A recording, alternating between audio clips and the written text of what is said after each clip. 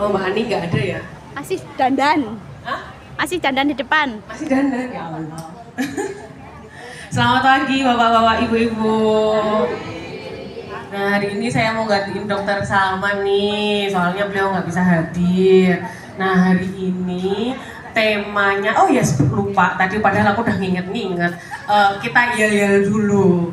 Nah, yel-yel dulu ya Pak, Bu. Hei Prolanis. Prolanis PH. Prolanis PH. Pancencos Prolanis PH. Yes, yes, yes. Jadi pagi hari ini nanti kita belajar tentang mengenali efek samping obat. Nah, jadi nanti kita bakal tahu. Saya nggak menuntut untuk hafal jenis-jenisnya, nama-namanya, tapi setidaknya mengetahui kira-kira kalau mengonsumsi obat tensi itu bakal ada keluhan apa aja ya yang dirasakan. Dan nek ngomongin aku ngerasa kayak gini kok esok oh jangan-jangan gara-gara ini ya. Oh nanti tanya dulu sama dokternya dan jangan menentukan sendiri. Nah sebelum masuk ke obat-obat hipertensi, masih inget gak batasnya yang namanya hipertensi itu berapa? Ada yang masih ingat? Oke, diastoliknya udah bener itu 80. Nah, kalau sistoliknya adalah 130. Nah, kalau 120 sampai 129 masih elevated. Jadi prehipertensi, hati-hati ki. Berarti ki kowe nek calon-calon nanti bisa jadi hipertensi. Makanya nanti bisa dirubah gaya hidupnya, konsumsi makannya, nah yang kayak gitu. Nah jadi saya ulangi, yang namanya hipertensi adalah tekanan darah yang tidak normal. Nggak normalnya kapan dong? Berapa?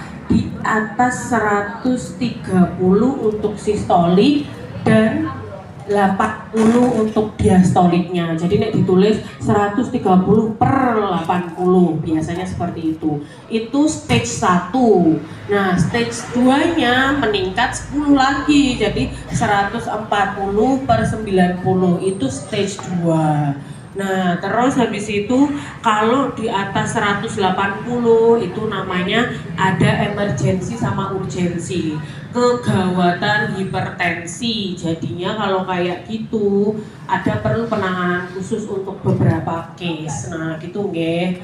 Nah, habis itu sebenarnya kalau untuk ngomongin obat tensi utamanya ada 5 jenis. Tapi yang namanya contoh nih ya Bu, kayak ada beberapa obat untuk penyakit lain efeknya bisa menurunkan tensi juga. Contoh aja paling gampang, bukan obat hipertensi, nyontoh kayak aja. Contoh andaikan jeruk itu kan gawe minuman seger, tapi nek dicampur ke daging atau ke ke ikan jadi lebih empuk tuh. Nah sama, ada obat lain yang ngobatin tempat lain tapi efeknya sama, nanti bisa menurunkan tensi. Nah tapi yang utama untuk obat hipertensi itu ada 5. Ada A2. A-nya yang pertama adalah ACI inhibitor. Contohnya ini paling tahu ini pasti, captopril, ramipril, lisinopril, pokoknya yang pril. Nah itu golongan AC inhibitor. Nah itu kerjanya di ginjal dia. Jadinya nanti bisa mempengaruhi mengurangi intake ininya, terus makanya jadi relaksasi segala macam di pembuluh darah. Cara kerjanya seperti itu. Nah efek samping paling sering ada yang tahu? Nah, batuknya itu nggak cuma batuknya kering, nggak produktif, jadinya nggak ada dahaknya, tapi baru pertama diresepin obat tensi, ternyata minum captopril, terus habis itu batuk-batuk. Nah, itu mungkin bisa resiko dari itu. Nah kalau kayak gitu walaupun dihentikan, efeknya bisa sampai 2 minggu sampai 1 bulan masih watuk terus. Nah, padahal tak hentike loh dok. Nah itu kan tergantung sensitivitas tubuhnya masing-masing. Jadi kadang walaupun masih udah 1 bulan dihentikan tapi masih terasa batuk. Nah itu efeknya seperti itu. Terus atau kalau enggak pusing. Nah itu paling sering jadinya batuk dan pusing. Nah terus habis itu ada golongan satu lagi yang A namanya ARB, angiotensin reseptor blocker. Nah itu contohnya ini juga banyak diresepin. Contohnya kandesartan, valsartan, losartan. Jadi yang ada tan-tan-tannya itu biasanya diresepin untuk orang-orang yang mungkin ada kok kreatinnya agak naik sedikit. Nah yang kayak gitu tuh itu jadi kalau kayak gitu jadi disesuaikan sama kebutuhan. Nah efek sampingnya paling ini adalah sama pusing, terus habis itu kadang bisa kemerahan gitu loh Bu. Tapi nek mau secara umum ya Bu, kalau reaksi alergi itu bisa yang bangsane kayak terus bentol-bentol, terus ada titik-titik merah. Nah kalau itu memang alergi ya. Terus tapi kalau yang efek samping biasanya bukan berarti kayak itu tuh alergi, bukan. Tapi memang untuk beberapa orang sensitif aja terhadap kandungannya itu. Makanya terus muncul keluhan seperti itu. Nah, aku kok lupa yang valsartan itu selain pusing itu ada sama pusing sama sakit kepala paling sering itu. Nah sama kalau nanti di hasil lab kelihatan nanti kaliumnya tinggi karena memang cara kerjanya itu mengurangi kalium, keluaran kalium jadinya nyebabkan vasodilatasi itu terus jadinya tensinya rendah. Nah kalau ARB ini punya temen namanya adalah CCB, nanti wae. Nah itu temenan. Nah biasanya nggak boleh dikombinasikan soalnya cara kerjanya sama. Nah habis itu kalau yang ketiga adalah B. Jadi A, yang ketiga adalah B, beta blocker. Jadi kalau pernah dengar kayak propanolol, bisoprolol, atelol, nah yang kayak gitu itu namanya golongan beta blocker. Biasanya diberikan pada orang dengan tensi tinggi dan detak jantungnya tinggi. Jadi iramanya itu tuh lebih mungkin nadinya lebih dari 100. Nah, biasanya cocok pakai obat ini. Bisa juga propanolol tuh kok mungkin ada yang periksa ke dokter saraf dengan pusing terus gitu. Saya tensinya nggak tinggi kok, tapi dapat obat propanolol ya dok, gitu kan. Detak jantung saya juga nggak meningkat tapi kok dapat propanolol. Tapi karena kerjanya sama dia bisa bantu ngurangi migrain juga kayak gitu. Jadi bisa kadang obat itu fungsinya ini tapi efeknya itu ke organ lain. Makanya jangan kaget kalau dapat obat itu.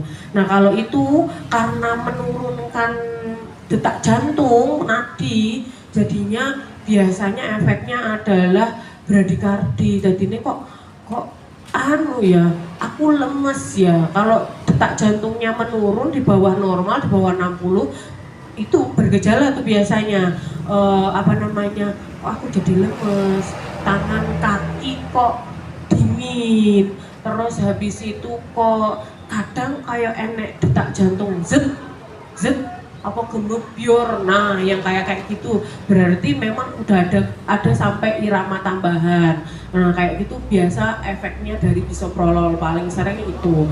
Terus selain itu juga bisa kalau andaikan ada orang-orang asma, jadinya saran saya memang kalau andaikan memiliki obat lain yang dikonsumsi, kontrol sama dokter spesialis lain, buku obatnya itu dibawa.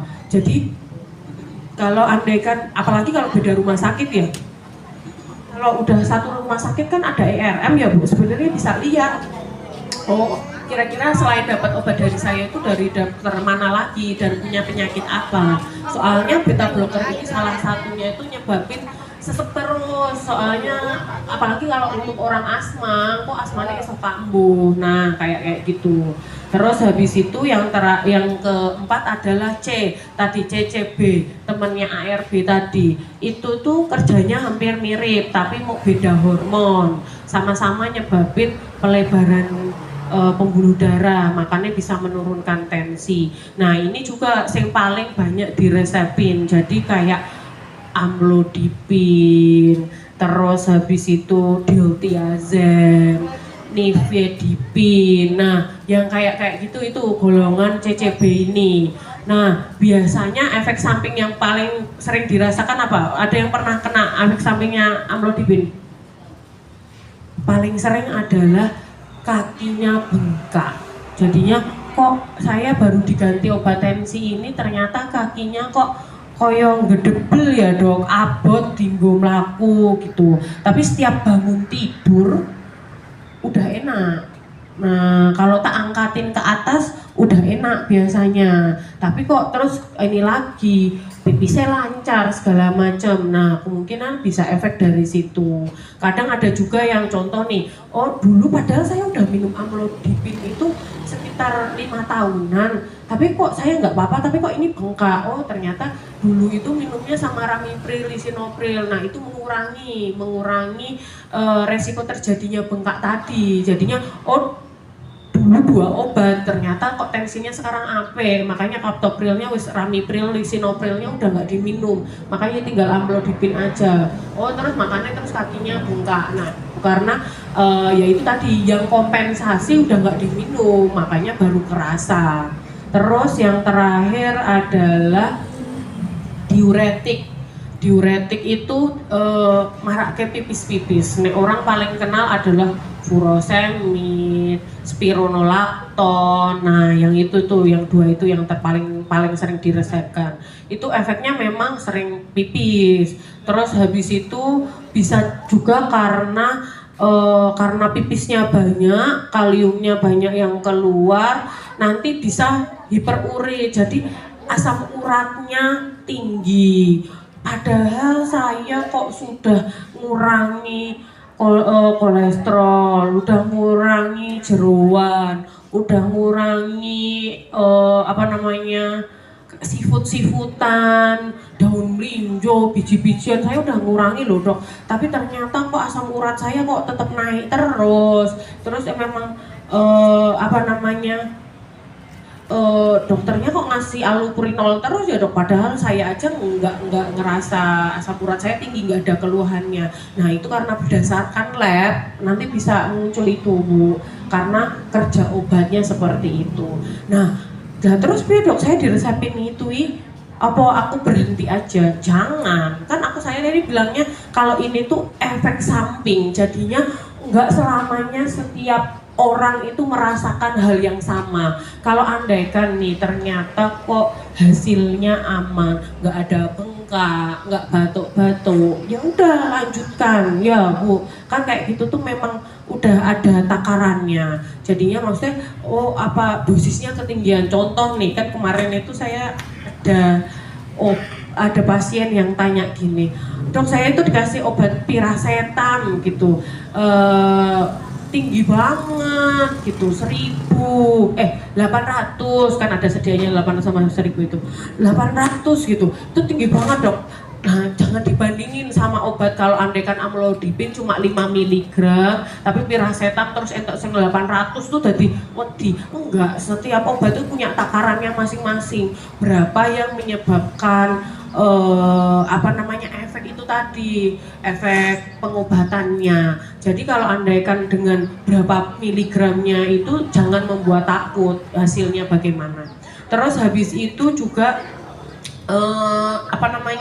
efek samping itu berarti nggak cocok aja sama itu, nanti bisa diganti jenis lain, bukan berarti nah terus nanti tensi saya nggak diobati ya dok, enggak lah, itu tadi jenisnya aja udah banyak. Terus kalau yang contoh lain nih kayak obat-obat untuk mungkin bapak-bapak nih yang prostatnya besar gitu, ada riwayat prostatnya besar. Ada obat yang namanya tamsulosin itu buat melonggarkan relaksasi saluran pipisnya. Nah itu juga bisa menurunkan tensi. Nah itu yang tak sebutkan bahwa itu bukan pengobatan utama, tapi memiliki efek yang sama untuk menurunkan tensi.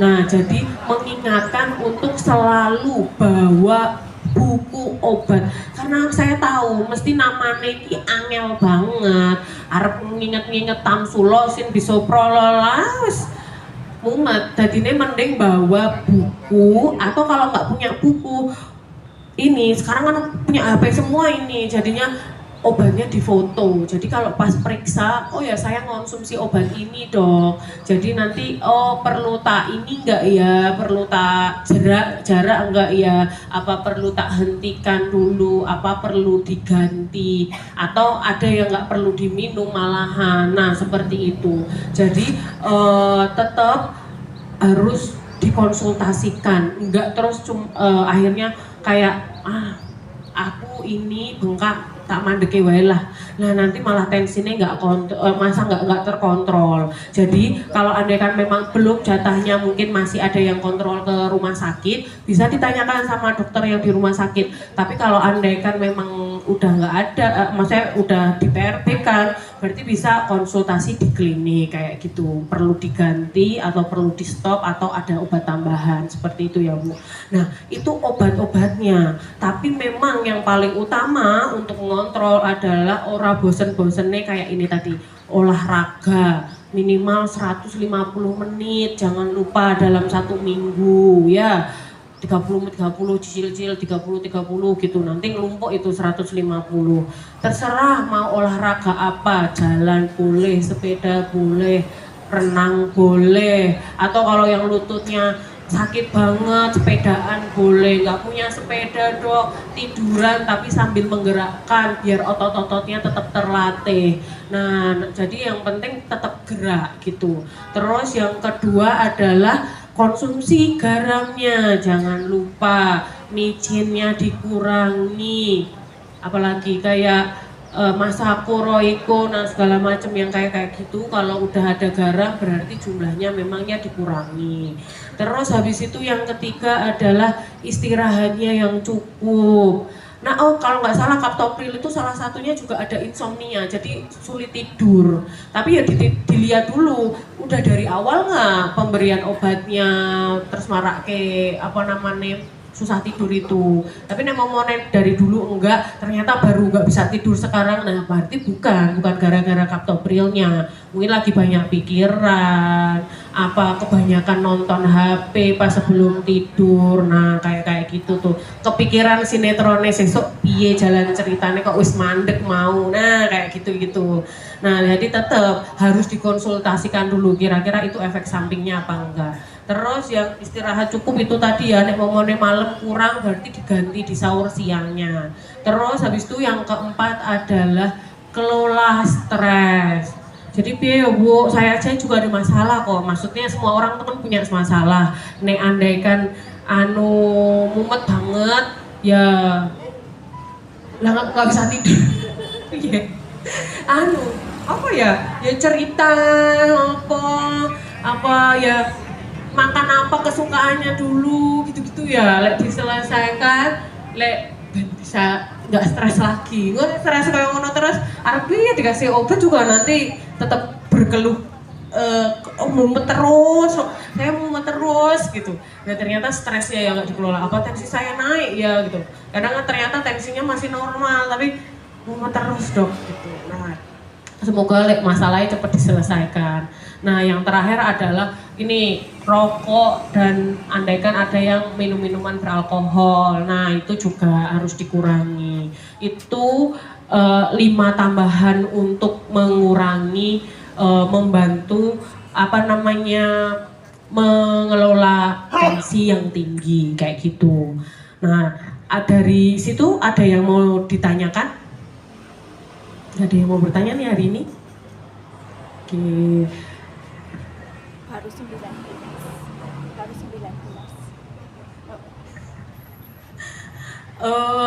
Apa namanya? namanya nggak ada yang tanya, Pak jangan biasanya tanya loh, ayo tanya.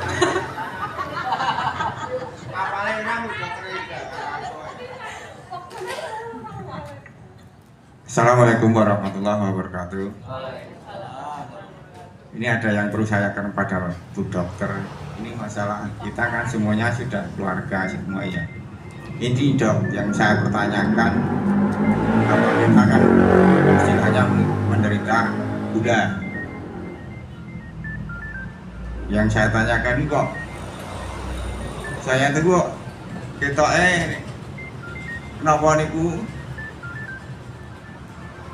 kejantanannya kok kurang gitu loh dok. Itu loh yang saya pertanyakan.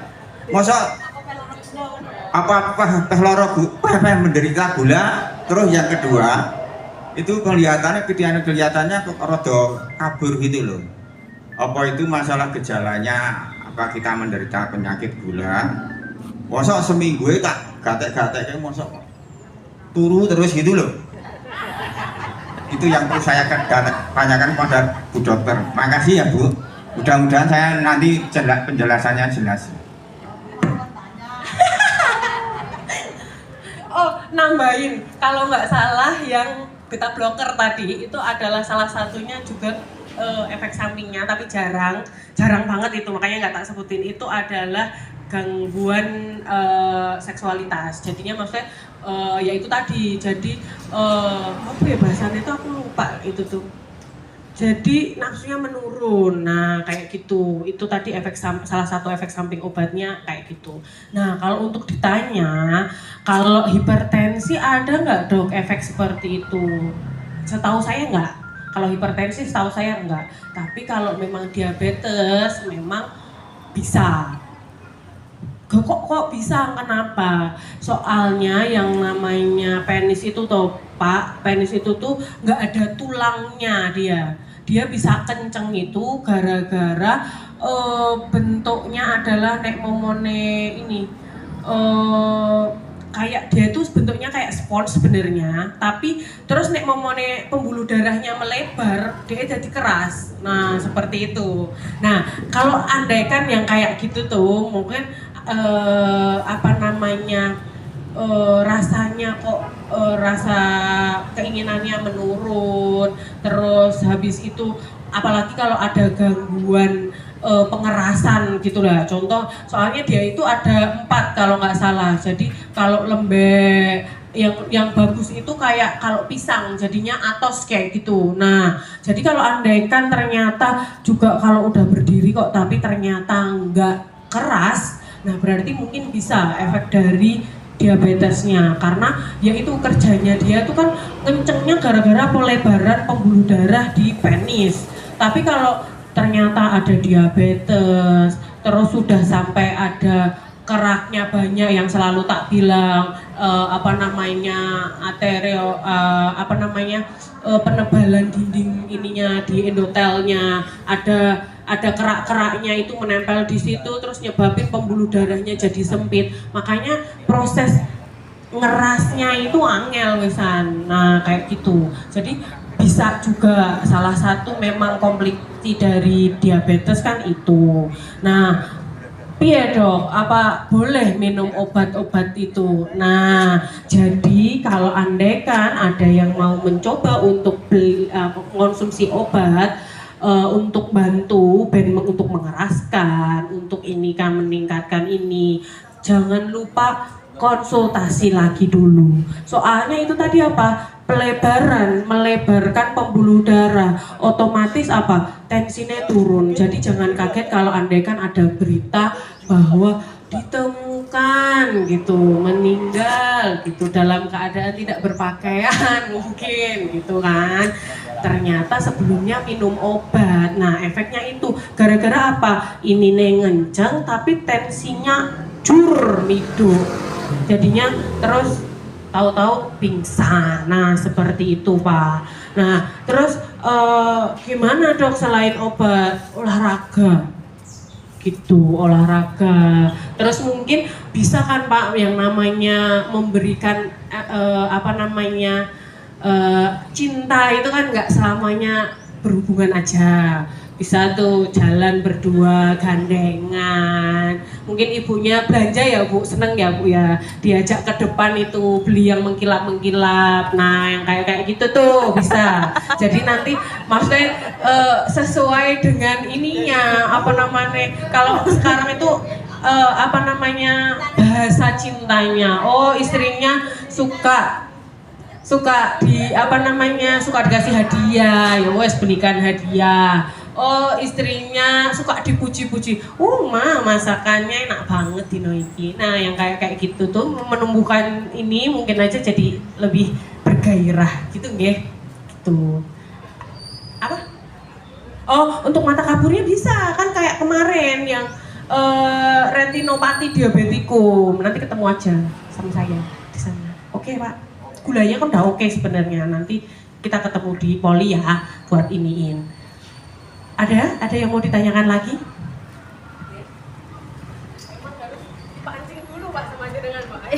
Assalamualaikum warahmatullahi wabarakatuh. Dokter, kemarin saya cek gulanya bagus, 112. Oke. Kok ini saya minum obat kadertasan sama paginya amlodipin kok kadang-kadang agak rabun dikit tuh, apa perlu obatnya diganti, apa pengaruh apa dong? Agak kabur kadang-kadang. Nah jadi nanti kalau ada seperti itu toh Bu, gulanya memang kalau 112 itu tergantung dulu jenengan ceknya itu di mana. Contoh kalau andaikan di kita itu kan alatnya tergantung alatnya yang dipakai apa, kan mereka punya batasan sendiri. Kalau di sini itu 110 tuh batasnya tuh kalau puasa. Nah kalau jenengan puasa tadi puasa ya. Kalau andaikan cetekan jari itu biasanya jaraknya 100. Jadi kalau andaikan 112 emang sedikit. Tapi masih ditolerir lah, lihat dulu puasanya berapa lama. Karena kalau kelamaan puasanya mungkin contoh saya tuh memang makan jam 7 pagi dok, 7 malam dok. Terus baru ngecek lagi jam 7 lah, itu kan udah 12 jam. Kalau lebih puasa Senin Kamis. Oh dari jam 4 pagi sampai jam 6 berarti Bu. Nah kalau kelebihan dari 10 jam itu malah bisa tinggi. Karena apa? Karena gula yang di pembuluh darah itu terlalu rendah, makanya tubuh itu pintar mencah lemak jadiin gula. Makanya walaupun saya nggak makan kok malah tambah naik ya dok. Nah karena proses itu, makanya biasanya kalau puasa cek lab gula itu dikasih tahu minimal 8 sampai 10 jam ya Bu, nggak boleh lebih. Nah nek mau puasa Kamis itu kan dari jam 4 sampai jam 4 jam 12 tambah 6 berarti 14 jam. Berarti ya itu makanya bisa agak tinggi. Berarti nggak apa-apa dulu. Besok lagi dicek lagi nggak masalah. Nah terus habis itu saya kadang kok blamur segala macem. Nah itu bisa dari mungkin tensinya atau memang udah penurunan fungsi matanya, makanya perlu dicek dulu matanya dulu, dilihat oh memang ada katarak apa enggak, terus ada yang lainnya, kadang pterygium itu bisa ke tengah jadi ganggu penglihatan segala macam. Nah tergantung juga oh tensinya berapa, nek terlalu rendah ya bisa itu nyebabnya kok kayak kabur-kabur, biasanya ditambahi dengan gliyeng, terus habis itu lemes. Nah itu mungkin bisa terlalu rendah Bu, kayak gitu. Jadi nanti perlu diperiksa dulu. Kalau andaikan memang nih resikonya tinggi juga, jadi kalau sebenarnya toh Bu, kalau andaikan nih dokter tuh nggak ngasal ngasih obatnya ini tok gitu, tapi